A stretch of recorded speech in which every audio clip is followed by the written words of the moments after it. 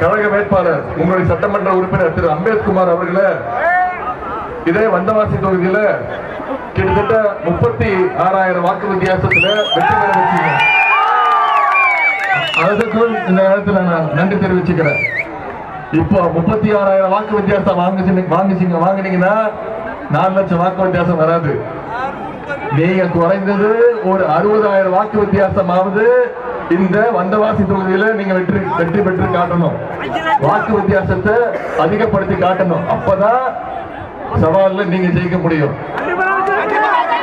ஜெயிப்பீங்களா?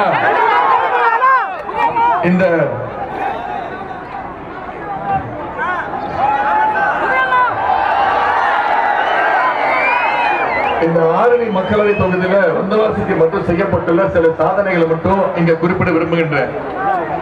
கழக ஆட்சியின் போதுதான் வந்தவாசிக்கு கலை அறிவியல்